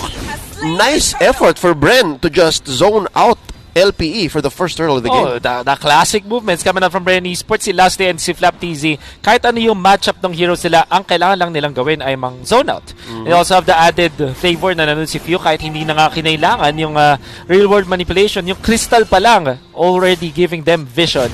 At si LPE hindi rin ready nung time na yun. Do take note, LPE, malakas sila pang pick-offs with their mid-lane composition. But when it comes to teamfights around turtles, mas madali ang buhay ng Bren kasi napakaraming pang zona to. Yep! Tatalunan ni Lusty ang isa. Few puts in the final blow. Maisahan dito. Arvs na pick off. Lusty gonna get out of here. Back siya, popping the Puissance and magre-recall. So, Wolf, because of the innate advantage of the rotations on Bren, parang silang nagmumukhang pick off lineup. Yeah. Lalong-lalo kasi yung movement sa LP, ang dali nila ma-punish. However, do take note, it's still Jake the Dog Claude. Na-late lang siguro ng few seconds, but it is still Demon Hunter Sword before the 5-minute mark. At may fleeting time na ngayon si Arvs. If there's anything, kailangan ma-pressure na ng LPE. Gamitin na nila itong mga items na to. Mamaya, hindi na ganun ka-effective. Kumbaga, mapapanis na yung kanilang timing, kanilang items. Kailangan na nilang gamitin ngayon. For now, masarap pa. Yes. Habang mainit, guys, kainin nyo habang mainit. Yan ang gustong gawin dito ni Aspect. Naku po, baka ma-outplay na naman sila ni Rebo. Let's see, Rebo. Lalagyan ng trap dito ni BMO. Mavoview. Oh, nice! Divine Judgment dito ni Lusty. Sasaluhin plus Deadly Magics. Yan ang sinasabi natin, Wolf, na kahit back siya, hindi ka magsasurvive. But to be fair, kinain ni Lusty lahat yun. Lahat yun kay Lusty lang. But I think it's one thing na sabihin natin pang soak ka ng damage, but also another thing na yung impact niya ay maganda para sa LPE kasi nakapag-push sila dun sa may bottom lane. Yeah, great conversion. Great conversion. Rebo, kahit pa meron siyang Meteor Shower, ang dami kasi pwedeng tumak, particularly si Popol. So, they're still okay. Si Kupa. Si Kupa pala, sorry. Si Kupa na lang, para hindi mamatay si BMO. Tama. They were able to tank through that at nakapag-push sa may bottom lane. Question is, kaya ba nila-convert sa turtle to? Currently, we are sitting at 100% turtles for Bren Esports. Lusty, gonna be baiting it out. Alam niyang hindi pa nakaposisyon si Carl TZ, wants to get his purple first. And, Wolf, I like what Jake the Dog is doing here. kanina dead lane yung top, tapos alam niyang medyo mainit na yung bottom, sumasagot na ang Bren. Arv. And hold up, Arvs, nice pull onto one, flap TC, sabugan, pero gandang sagot dito ng Bren. Real world manipulation plus meteor shower. Few gonna be punished here in the middle of the river. 2 for 3 ang palitan. Jake the Dog goes down. Lusty and Caltizi left here for Bren Esports. 3v2. Lusty gonna go down. Mag-isa na lang dito ang Prodigy. What a turnaround to the turnaround. Mas maganda yung ginawa ng LPE. Mas marami sila nakuha kills. Bren Esports had hope kasi ang ganda nung combo ng mga knockups. Parang sabayang bigkas mula sa Bren Esports. Sunugan. But LPE, ang ganda nung second fight. Kumbaga may, di ba, may first blow yung straight jab nila. Finalo nila ng hook. At yung hook na yun ang galing mula kay Jake the Dog dun sa likuran. May isa pa siya kasama nun forgot who it was, but them combining together para makuha yung mga backliners, Rebo and Few. Nagulat sila May nang likod and Ryota. Parang damage yata, but look at this. Flap TZ, sasaluhin ng Deadly Magics plus Detona's welcome, and I think that was maybe a small miscalculation. Kinain habang naka-Deadly Magics, so walang masyadong damage. Naka-survive pa si Pacquiao, hindi na knockdown. Yeah. And that means na ang Bren Esports makakuha na naman ng footing, makapag-farm ulit. OP, however, napaka-crucial nung fact na si Jake Tudog na sa likuran. Kaso nga lang, mas crucial yung kill ni Caltizi doon kay Jake the Dog. So, kung titingnan natin yung mga cores, hindi na to Caltizi laban kay Aspect. This is actually Caltizi versus Jake the Dog already. Yep. Aspect more on the pick-off na lang siya. Siya na yung gagawa ng carpet para lakaran ni Jake the Dog later on. So, now, it's gonna be critical for both teams. Yeah. Linuluto ni Aspect, pero si Jake mamayang kakain. That's right.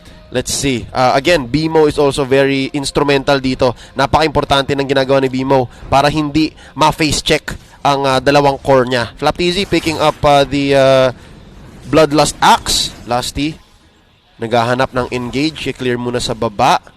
Glowing one coming out from Rebo. It's gonna be scary! Papasok! Mahihila! Few! Nakapaglabas pa ng real revelation, but he gets picked off as well. Down goes Bimo. Arvs traded out. Papasabugin dito si Aspect. Out! Sabi ni Jake, out! Not a good place. Man, I just can't believe how genius Caltizi is sa pagbato niya ng... Bihira kasi, pag nakakita tayo ng Ling, parang hindi na nga tumatama yung knock-up Yung normally kasi, when you pop the ultimate, parang nangyayari na lang is either defensive, rarely siya naging offensive, but rarely siya ginagamit for knock-up. Oh, Flap TZ with a dodge, by the way. Sparring sila. And I wanna take note, yung knock-up na nagawa ni Caltizi, nagawa niya kasi hinintay niya na mawalan ng dash or ng way para makapag-out yung mga members sa LPE. Therefore, making it na sobrang sulit nung Tempest of Blades. Yep. Bihira na tayo makakita niyan. Yep. Again, what was that? Season 5? Huli natin kita ng mga offensive Tempest of Blades. These days, usually, it will only equal to 1 kill or pang-out nung Ling.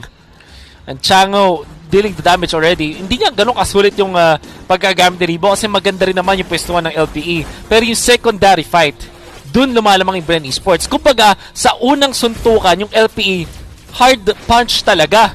Pero pag hindi nila na-knockdown agad yung opponent, nakakapag-counter punch yung Bren Esports. Yep.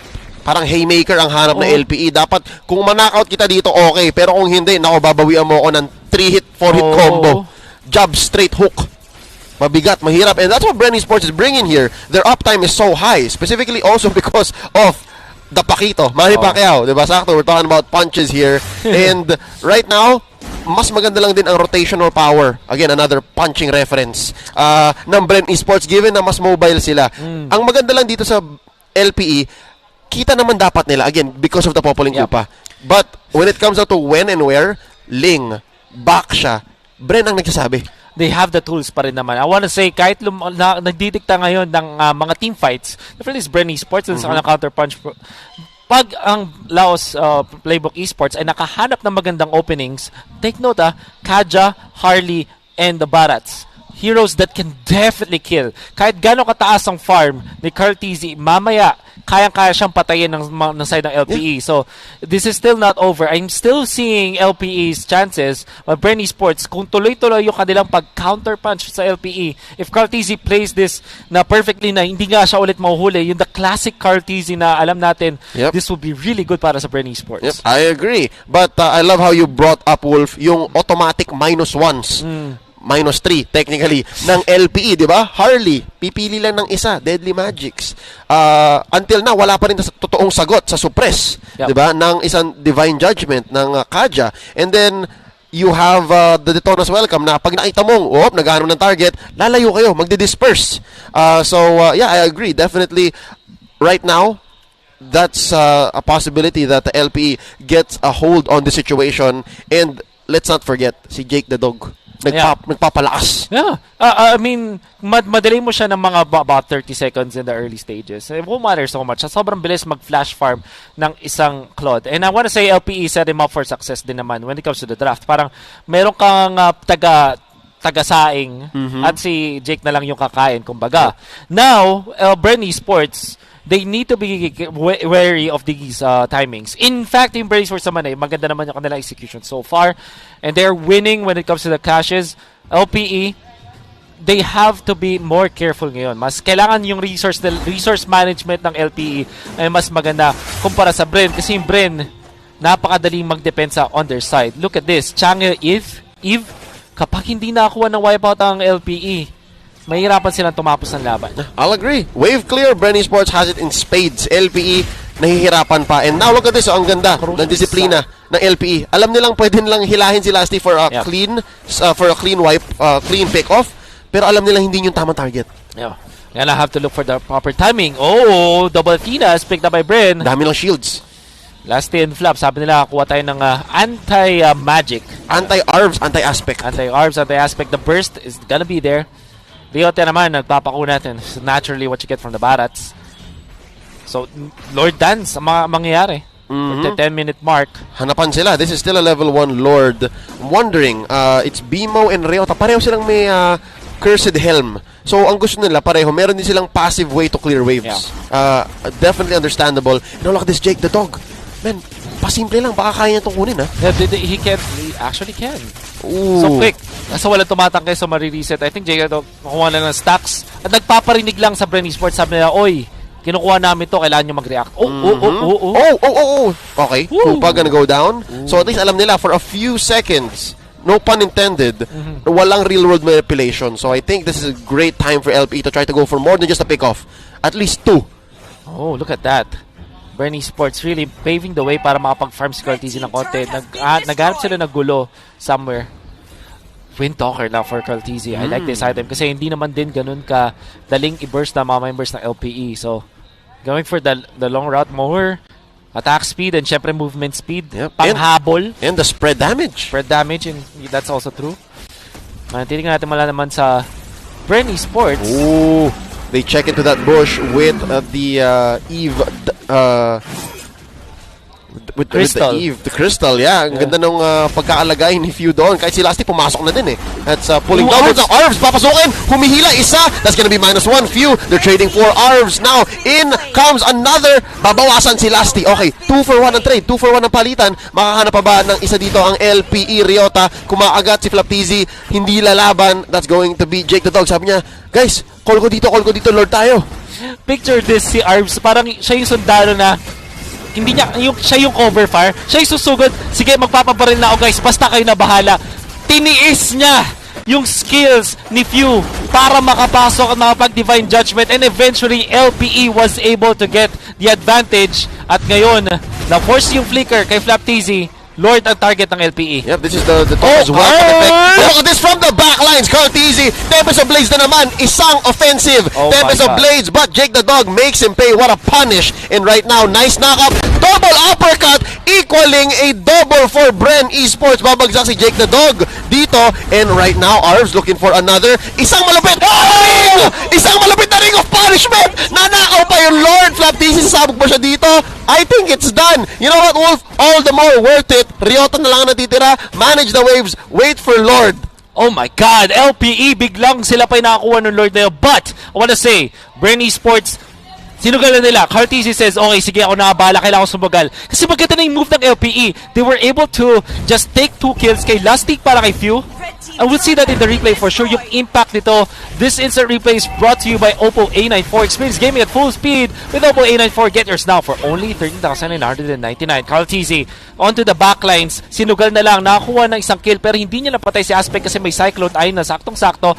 The punishment was there. Arvs gets the kill to Carl TZ and will do another MVP-esque play with this one. Sabi niya, sige ako na bahala. And Theo was able to just put him so low. Kaso walang retry on both ends. Arvs with that. Alam naman natin masakit na yung hampas dahil dun sa passive ng isang Kaja. And that's what you get with a mid Kaja, not a support Kaja. That's a mid Kaja. But right now, Kaltizi smells another goes for the my God! Pero sobrang sakit na ni Jake the Dog. Hak. Hinaagat niya na lahat sa Bren Esports. Papabagsakin niya din si Kaltizi again. Just about to find his groove. Sabi ni Jake the Dog, easy ka lang, nag-champion ka na. Kami naman. And right now, LPE about to knock on Bren Esports' door. Sila pa talaga. Although there's a very good defense coming out from Bren Esports. May Changa, may aim. So, defense is there. I wanna say, katulad nung sinabi natin kanina, Leo, hindi pa rin talaga safe kay Carl TZ. Kahit gano'ng karami pang farm, kahit ang gap niya kay Aspect ay 3 items. When it comes to team fights, kaya niya mag-ingat. Because you have so much punishment coming out from LPE. Yeah. No, kayang-kaya din talaga until the end. So, this is definitely a game na kailangan mag-ingat on both teams. Para naman sa side ng LPE, ang ganda ng mga ideas nila dito. I think their executes are so good. It's just that yung Bren Esports ay nakakasagot din naman. Do take note. But in the last few minutes of the match, you're gonna have to give it to LPE. Discipline para kay Jake the Dog. Arvs with the tapang plays. Siya yung pinakamatapang yata na Kaja na makikita natin sa ngayon. Yeah. And it's okay kahit mamatay siya. And it's okay to pop the ultimate when you're making these plays na alam mong kailangan mo ng isugal. Yeah. At yung mid laner mo na si Arvs ay ganun, gonna have to give it to him. Dalawa pa lang item niya, Fleeting Time and Calamity Reaper, but that's all he needs. Exactly. That's all he needs. Tapang lang talaga eh. Parang sige.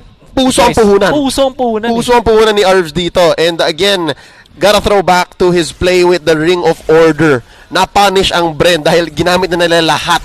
Yeah. So, posible pa rin pala para sa LPE na i-bait din ang Bren. Kasi kanina si Bren pa ang naghahanap ng, pick off nyo to. Ito si Flap, ito si Lasty. Pero sabi ng LPE, hindi, antayin nyo. Meron din kaming ibabato sa inyo. That's right. Wow. Can't believe that we're seeing this from LPE. Kailangan nila yung pagkapanalo na to laban sa Bren Esports because of skid. But at the same time, Bren Esports, kailangan din nila ng recovery. And, sabi mo na nga, di ba, gigil ang Bren. They suffered a loss yesterday and it was a sweep. So I think LPE can actually take advantage of that emotional state right now.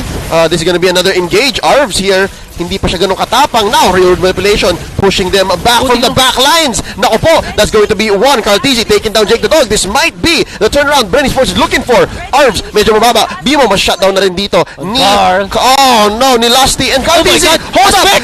Nice play by Aspect. Outplayed. Oh my God! I may. Now, Flapisi gonna look for the knockout and he finds it. Ryota na lang ang natitira. Signs of life from LPE. Pero, medyo nag-overstay yata doon si Aspect. Not much he could do. Again, Flapisi smelled blood. What happened there was LPE already, sabi natin kanina na pag may round 2 yung laban, dun sila lugi. Ngayon, Ryota cannot defend against 4. Stuck yes, he is. By the way, gusto i-take note kanina si Bimo, gamit yung kupa, fully na-tank niya yung Meteor Shower. But LPE, unfortunately, nagamit na ni Ryota already in Detona's Welcome. Bago pa magsimula yung laban, na-purify lang yun. Kaya nga naman, nung dumating na si Cartesi, sobrang confident na niya. Alam na niya na meron na siyang way para manglikod. Yep, and essentially, LPE, again, the story here is they might have overstayed. Kasi kapag after round 1, pag linabas na nila lahat, wala na silang maibabawi except for when it comes to outplay. So yun, medyo nakita tayo ng moments of brilliance from Aspect. Yeah. Pero yun nga, meron pa si Flap eh.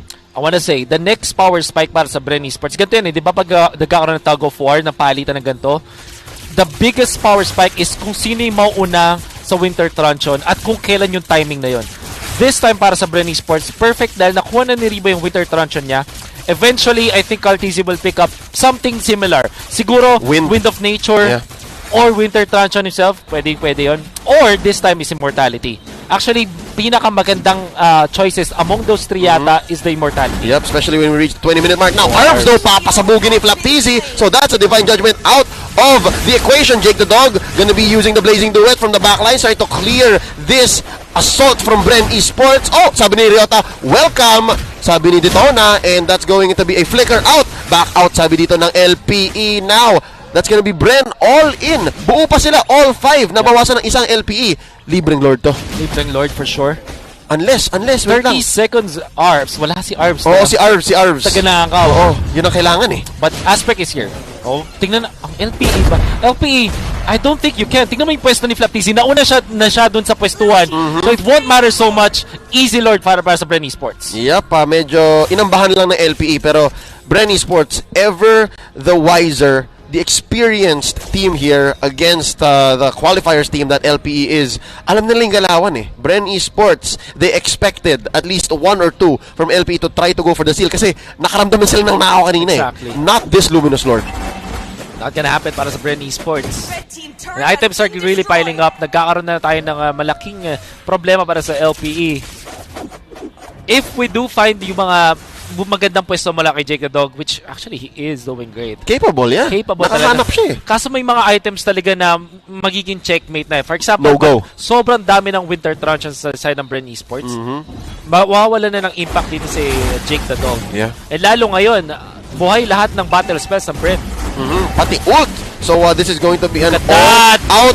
Phew. Engage! Down goes Arvs. Napakaganda ng real world manipulation sa entrance pa lang ng base ng LPE. Hindi niya man lang pinasok. Alam niyang equal -1 agad yon. Bottom lane gonna go down here. Welcome ni Detona. Nice use of the Winter Truncheon again, Wolf. Ni Nostra mo na. Nabawasan ng isang ult ang LPE. They're counting their eggs here. There are only so many things they can do left. Nako, that's gonna be Blazing Duet. Nabilangan na Jake the Dog. Alam niyang wala ng ult from the backlines. Nice use of BMI. Rebo with the meteor shower, clearing the waves. I think LP still has this nice defense.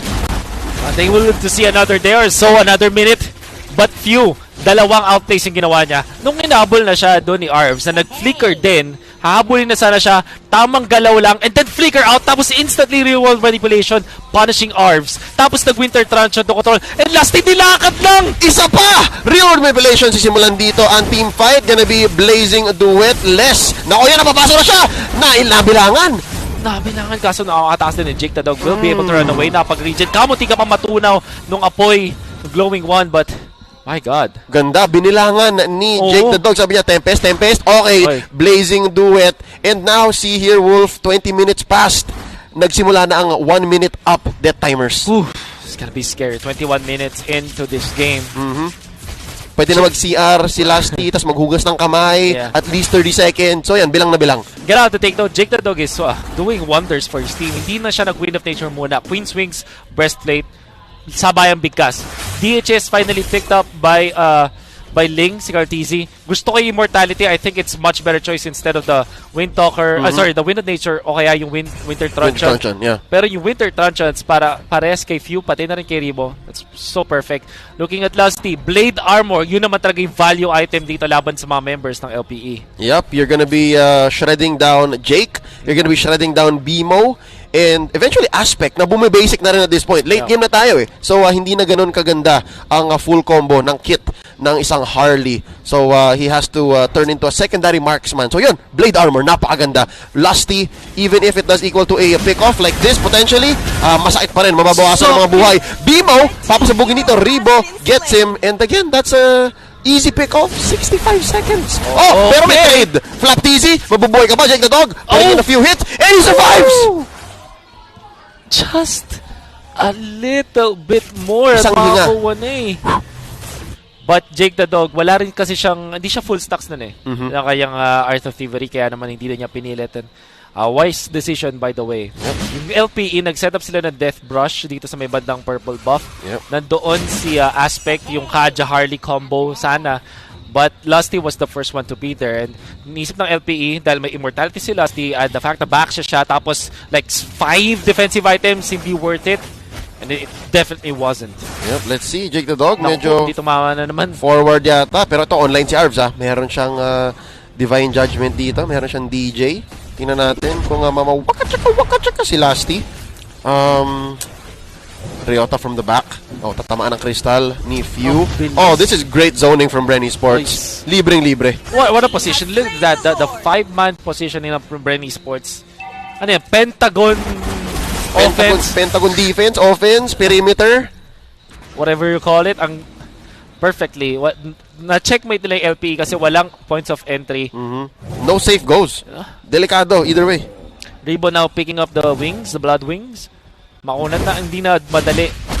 Even with the combo, das may winter truncheon pa siya. Napakahirap na i-1 si Rebo. Mala X-Borg yung light bar niya. Ang dami. Here we go. Poisons early on by Lusty gonna go in. Real world manipulation. But sasagot si Jake the Dog ng Blazing Duet. Pero pakusang ni Flap TZ. The knockout by Pacquiao. Bimo looking low. Tempest ablaze by Carl TZ. They're wailing at the base. Ladies and gentlemen, this might be it. Pero boy pa yata from the backlines. Lusty taken out by Aspect. Carl TZ boy pa. Gonna back out. Flap TZ knocking up 3. Gonna be able to go for the defense. Few. Tinamaan ng Deadly Magics. Pero buhay pa siya. He's gonna survive. They're gonna go for the first push. Round 2 daw. Let's see kung may bawi dito ang LPE. Aspect. Bumili ng potion dito. Kaya niya pa ba? Oh no. Wolf, masyado na itang malakas yung mga minions. Oh, space escape. That's gonna be it. Ladies and gentlemen, Bren Esports.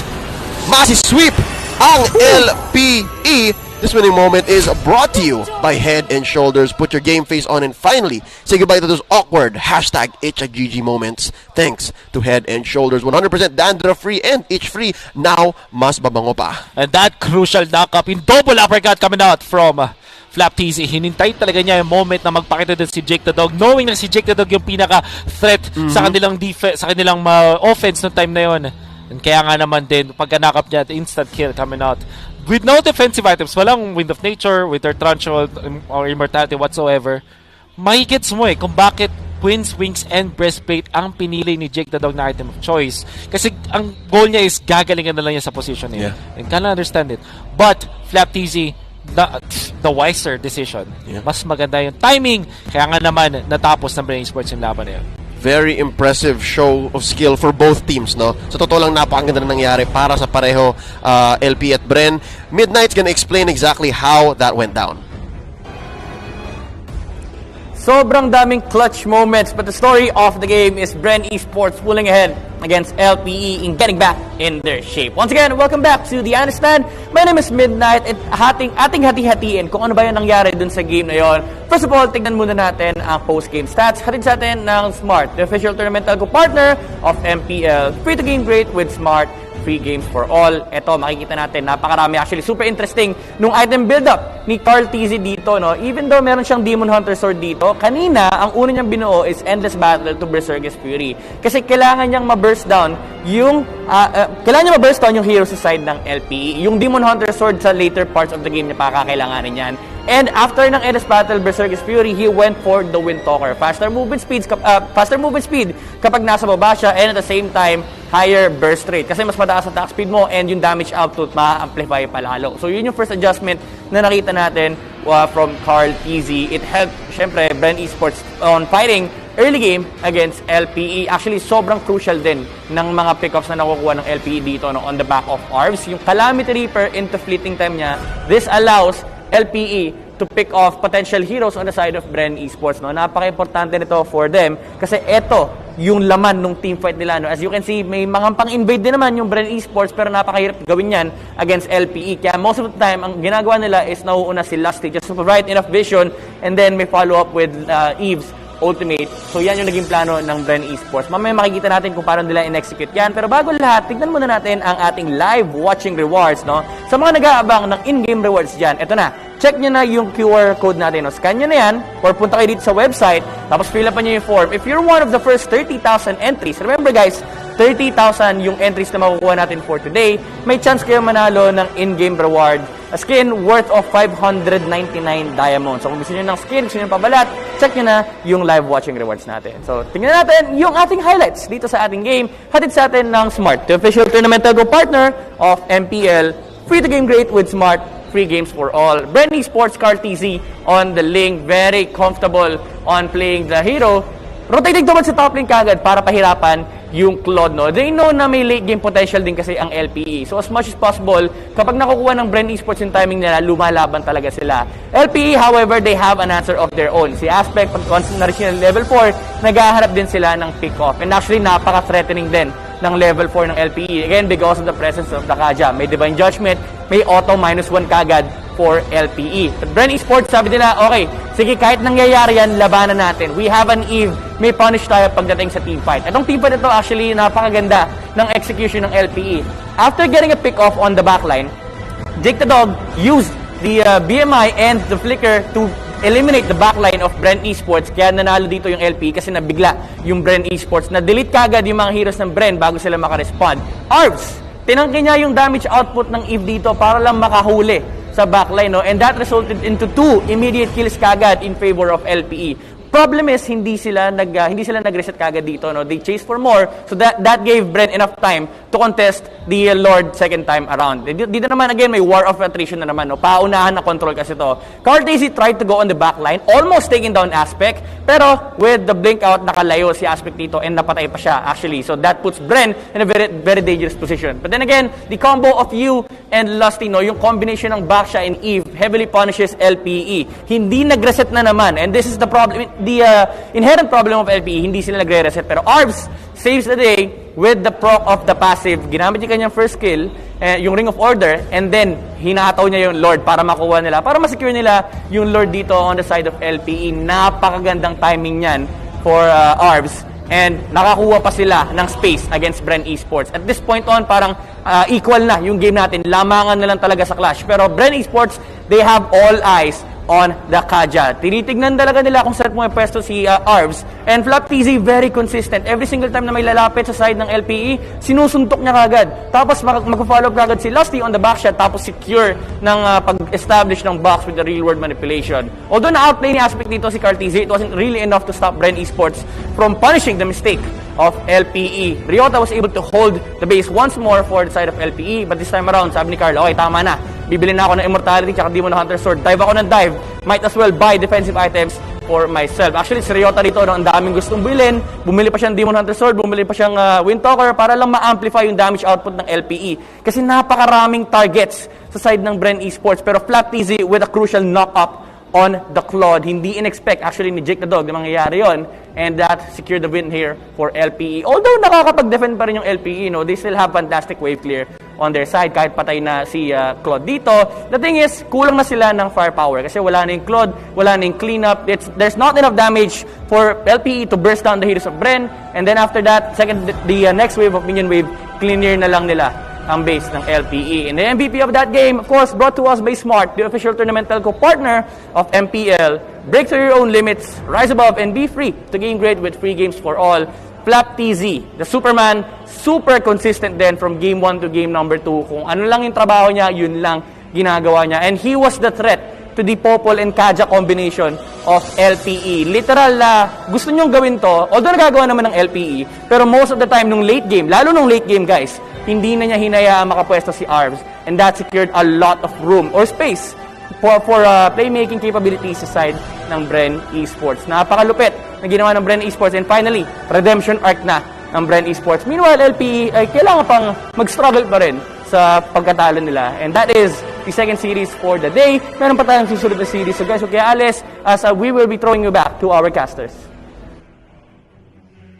At sasaluhin naman namin. Midnight, maraming salamat. Leo and Wolf back here at the desk. The Animals serving up Series 1 and Series 2 in today's broadcast. Wolf, it seems like the World Champions M2 and Season 6 Champions are finding their footing. Pero parang pumipili eh. Parang iba sweep, tapos minsan sila naman yung nababaliktad. Yeah, I think kailangan. May mga teams din kasi na prepared laban sa Bren Esports. But what I do wanna say with Bren Esports right now, everybody is just returning to their championship form. Like for example, yung pagiging role player ni Flap, as well as Cartesi's clutches. And Lusty. And Lusty, for sure. Few, of course, parang we just named all of them. pa rin eh. Oh, parang pinangalan natin lahat eh. Pati si Ribo na rin. Pati si AJ. And Ducky. Well, just more to look out for in our champions, defending champions as always. MPL Philippines Season 7 is presented by Smart, the official tournament telco partner of the MPL. Free to game great with Smart, free games for all. Once more, maraming salamat sa pagtangkilik dito sa MPL. Susunod na ang pinakahuling laban ng araw na ito, Omega Esports versus Work Oster Force. Ako nga pala si Leo, kasama ko dito si Wolf, the Animals at your service. Stay with us, magbabalik ang MPL Philippines.